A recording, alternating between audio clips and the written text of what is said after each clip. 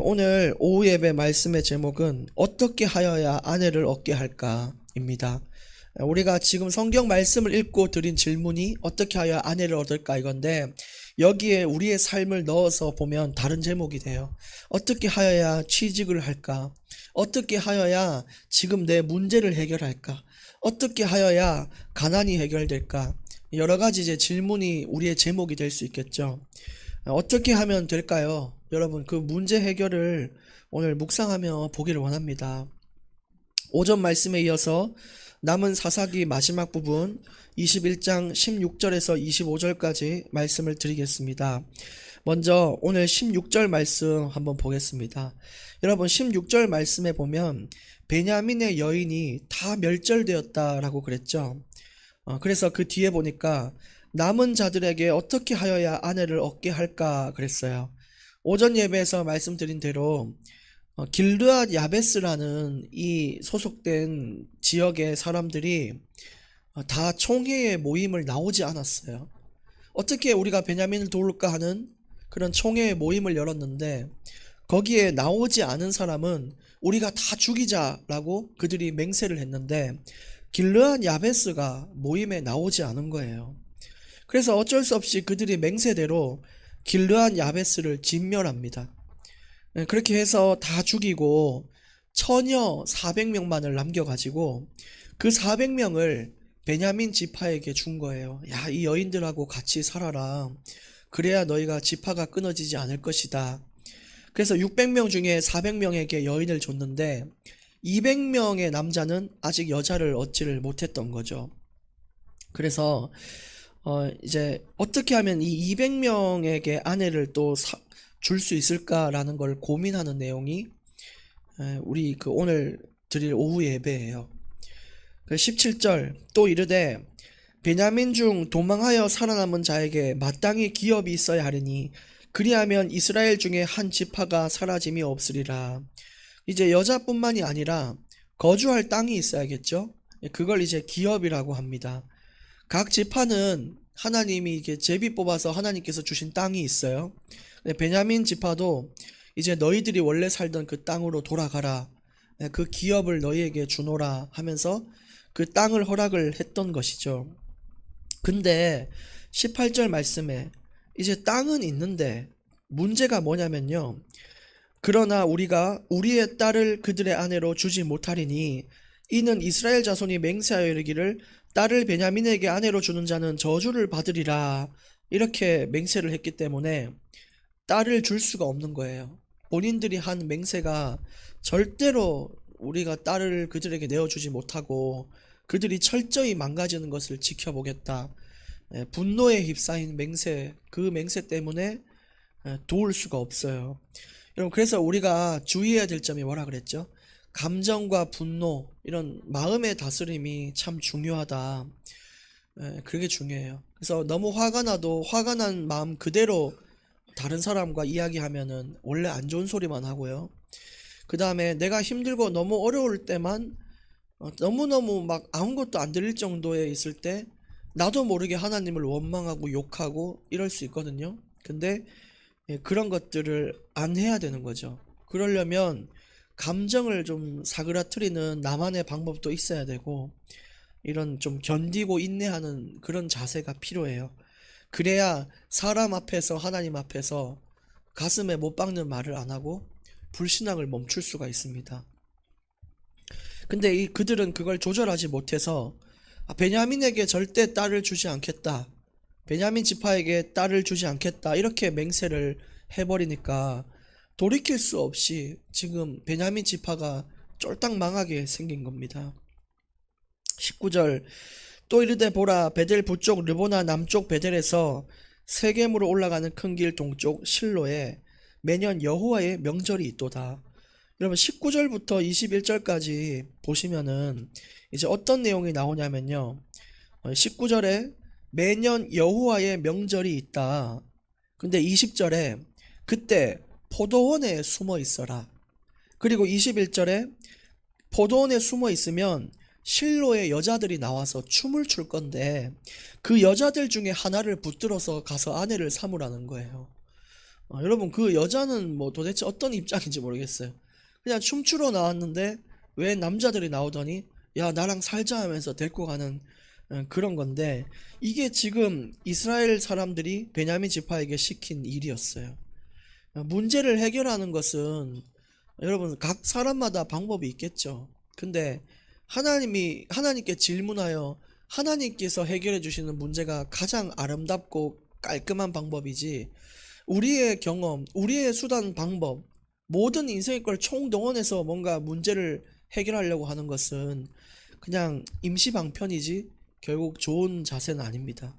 그래서 결국 이 사람들도 어떻게 하면 아내를 줄까 했더니 야 저 실로에 여자가 필요하지. 예, 그러면 저 여자들 저 춤추러 많이 나오거든. 거기 다 여자야. 데리고 살면 돼. 이런 식으로 문제를 해결을 하는 거예요. 비윤리적인 방법으로 하나님께 질문하지도 않고 그들의 경험과 그들의 수단을 가지고 문제를 해결하려고 해요.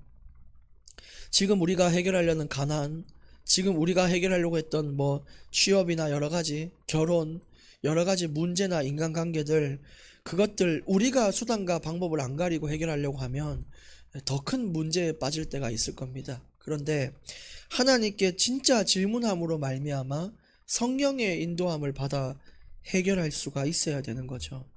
그래서 최고의 기도 제목은 제가 봤을 때 주님의 뜻대로 하옵소서, 성령께서 인도하소서. 전 이건 것 같아요. 여러분 한 주간 정말 이 기도를 누려보십시오.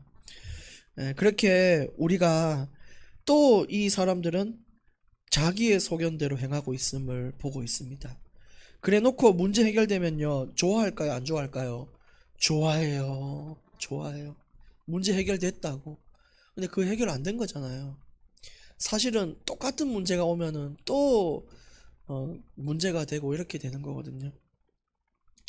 그래서 22절, 만일 그의 아버지나 형제가 와서 우리에게 시비하면 우리가 그에게 말하기를 청하건대 너희는 우리에게 은혜를 베풀어 그들을 우리에게 줘라, 이거예요. 누가 와서 야 왜 실로에 춤추는 저 여자 내 딸인데 왜 데리고 가냐 그러면 좀 은혜를 베풀어 주세요. 여자가 없는데 어떡합니까? 그러면 그 사람들이 이럴 거 아니에요. 야 우리 하나님한테 맹세해서 딸 주면은 죽는데 네가 그렇게 딸 가져가면 되냐? 그러면 이렇게 얘기하라는 거예요. 너희가 자의로 그들에게 준 것이 아니니 너희에게 죄가 없을 것임이니라 얘기했다는 거죠. 그러니까 당신이 우리에게 준 게 아니라 우리가 데리고 간 거니까 당신에게는 아무 문제 없을 겁니다. 이런 식으로 얘기를 하라는 거예요.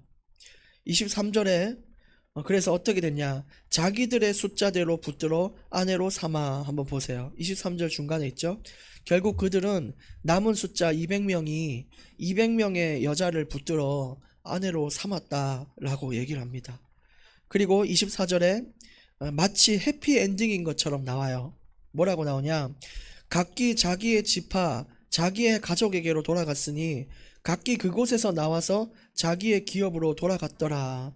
여기까지만 보면은 완전 해피엔딩이잖아요. 영화나 드라마나 거기서 전부 자기 가족들이 모여서 자기 집으로 돌아가는 거, 그렇게 끝나면은 참 행복한 내용인데 마지막 25절이 그것에 대한 좀 암울한 내용을 얘기하고 있어요. 25절에 우리가 문제를 해결한 것처럼 보일 때가 있고 우리의 방법으로 뭔가 극복할 때가 많잖아요. 근데 25절 보면 또 반복돼요. 그때에 이스라엘의 왕이 없으므로. 그 왕은 하나님이신데 없는 게 아닌데 우리가 하나님을 왕으로 인정하지 않고 내가 내 인생의 왕이니까 내 뜻대로 내 경험대로 나의 이런 지식과 능력대로 인생을 이끌어 갔다는 거예요, 끝까지. 근데 이 자체가 결코 해피엔딩이 아니잖아요. 결국 또다시 더 큰 문제에 직면할 것을 얘기하고 있습니다. 그러면서 뭐라 그래요? 사람이 각기 자기의 소견에 옳은 대로 행하였더라. 사사기 시작부터 끝까지, 오늘 25절은 사사기 전체의 마지막 구절이에요. 근데 그 마지막 구절이 뭐냐? 자기의 소견에 옳은 대로 행하였다. 그게 지금까지 이어지고 있습니다. 그래서 이제 사사기를 여러분 이제 마침하는데, 사사기는 늘 반복되는 문제가 많았어요. 그죠? 처음에는 평안해요. 뭔가 뭐 경제도 괜찮고 이제 잘 돼. 그러니까 하나님을 잊어버려요. 타락하고. 그럼 하나님이 야야 니 그럼 되겠냐 하면서 사사를 세워서 회복시켰어요. 근데 또 회복되면은 평안하니까 하나님을 버려요. 근데 지금도 우리 삶에 이런 일이 일어나고 있지 않은지를 점검해야 됩니다. 우리가 행복하고 편안할 때는 기도 안 하고, 마음이 힘들면 하나님 붙잡고, 그게 사사기의 반복이 지금도 되고 있다는 증거거든요. 거기서 벗어나야 됩니다. 그래서 오늘 결론 세 가지, 오늘 사사기 전체의 마침 결론 세 가지입니다. 첫 번째는 평안할 때 하나님을 간절히 붙들어 보라입니다. 우리 힘들 때 간절히 붙들어 본 경험 있죠. 근데 편할 때, 내가 건강도 괜찮고 먹고 살 수 있을 그때에 하나님 앞에 더 올인하는 사람이 진짜 믿음의 사람이에요. 힘들 때 하나님 찾는 사람은요, 10명 중에 10명이에요. 근데 행복할 때, 편안할 때 하나님을 간절히 붙잡는 사람은 제가 볼 때 10명 중 1명이 될까 말까 할 것 같아요. 근데 그 한 명이 얼마나 귀한 사람입니까? 그래서 되고, 두 번째는 말씀의 근거를 가지고 행동하라입니다. 우리가 뭔가 그냥 내 생각대로 저지르거나 이렇게 하지 말고, 내가 그렇게 할 수밖에 없었던 말씀의 근거가 있으면 그게 참 감사한 거예요. 그 자꾸 근거를 가지고 행동하게 되면 내 삶이 다른 데로 가는 게 통제가 돼요. 아, 내 이렇게 해야지, 말씀에도 그렇게 하라고 돼 있는지 보자 했는데 아니잖아요. 그러면 아, 이건 하면 안 되는구나, 이런 말 하면 안 되고 이렇게 하면 안 되는구나, 그게 나오잖아요. 그래서 말씀의 근거를 가지면 결국 의의 길로 가게 돼 있습니다. 그리고 세 번째, 마지막 이제 결론인데요, 내 현장에 나를 사사로 부르셨다는 사실을 기억하셔야 돼요. 말씀드린 대로 지금까지 생활이 어렵고 이 땅이 어려울 때 하나님은 사사를 세워서 바꿨잖아요. 근데 지금도 여러분 가정 가문은 어려워요. 지금도 그 직장에서는 신음하는 영혼들이 많아요. 이 지역도 그렇고요. 근데 거기에 나를 하나님이 사사로 세우셨다는 거예요. 얼마나 책임감이 있어야 돼요. 근데 또 우리가 부담을 가질 필요가 없는 것은, 책임을 다하지만 부담 가질 필요는 없어요. 왜냐? 항상 문제가 있는 사람을 쓰셨어요. 뭐 왼손잡이, 뭐 누구는 뭐 여자, 뭐 이런 사람들 있잖아요. 뭐 삼손 같이 막 이 여자가 좋아서 막 여기저기 붙어 다니는 사람들. 근데 그런 사람을 통해 쓰셨기 때문에 나의 연약에 속지 마시고 네 아멘 하며 나아가는 자에게 하나님이 나를 쓰실 줄 믿습니다. 예, 승리하시고 이제 한 주간 또 행복한 그런 인생이 되시기를 바랍니다. 기도하겠습니다. 하나님 아버지, 감사합니다. 우리 인생에 자꾸만 어떻게 하는, 우리 인생에 아주 많은 질문들이 있습니다. 그러나 그 어떻게라고 말하는 그 질문 가운데에 내 경험이 개입되지 않게 하시고 하나님을 바라보는 의지가 더욱 충만하게 임하게 하여 주시옵소서.